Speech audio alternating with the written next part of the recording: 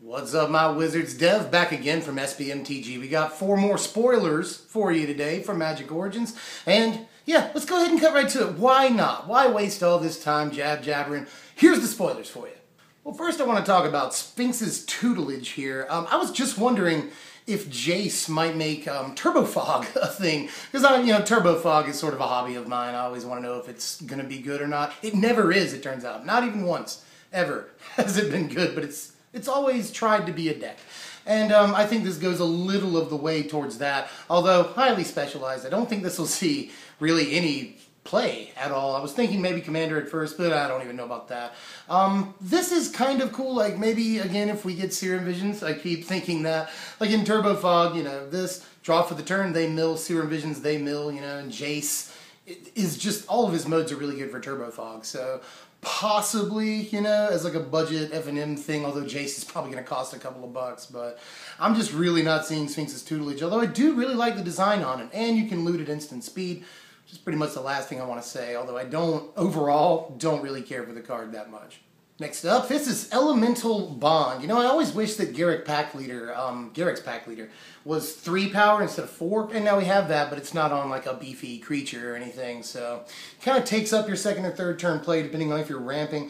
Not a huge fan, although I do think it could go in a budget thing with like Soul of Zendikar and Feral Incarnation would be really bomby with this, but overall I'm really not seeing it with the cards we have right now, and I don't think too many people are that excited. Other Commander players of a certain stripe may be into this. I'll be saying Commander a lot. It's sort of a dirty word around some Magic circles, but a lot of people really enjoy Commander, and this could go in a thing, is all I'm going to say.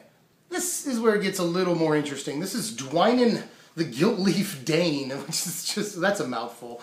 But in any case, Tony and I were just talking about elves the other day in Standard, because one of our subs asked us to do a Standard elves deck, really. Well, there's only like 4 or 5 elves in Standard, so that's kind of a catch-22. But we told ourselves, let's just wait till Origins comes out, see what kind of elves things we're getting. Nissa's in the set. There's probably going to be some crazy elves, and here it is. Here's at least one of them. I'm a big fan of that last ability, the gaining life thing. That may help a little, but we'll have to wait and see how much elves are a thing. Now, some people are saying modern elves, and I've even heard rumblings of legacy elves, but far too expensive for that, for the latter deck there. But modern elves, I don't know. We'll have to see about that. I think that deck probably plays better options, and this is out of the range of Collected Company, which is kind of a bummer. But overall, I think the card is more than interesting and might have standard applications depending on what else we get here. I'm also glad the Gilt-Leaf are back. The Gilt-Leaf are like the most badass elves that ever existed. They'll kill you. Like, they do not care. Serious elves. This is probably the card I'm most excited about, I think, out of these 4. This is Pia and Kiran Nalaar. Yeah, that really doesn't come off the tongue well. I'll say it again. This is screaming Commander. I've said Commander, but say crack again, right? But in any case, I've said Commander a lot. But another trend here, as long as the last card, is that it sort of looks like this, even more so than the elf, might pop up in Modern. We play a lot of artifacts in Modern. They play a lot of sort of blink type effects. Those are powerful effects in Modern. So this might be sort of okay. I don't want to call it, though. I'm not really sure. I do know that it's 4 power for 4 mana, spread amongst 3 creatures, 2 of which fly. It can kill creatures on the board, and it can deal damage to players. Like, this card does a lot. I don't like the 2 red investment, obviously, and I'm not really a big fan of how much mana you have to invest to use this ability. But again, I don't know, again, in Standard, I'm not sure about this. It depends on if we see in Standard better artifacts or better blink effects or something to bring artifacts back from the graveyard. That would be a thing. This card probably has a million different applications, and it's again, super interesting. Also, again, another trend, it doesn't get hit by Collected Company, which is a bummer in all formats, but I do think that this is cool. It creates, blockers for dragons, so that's a consideration.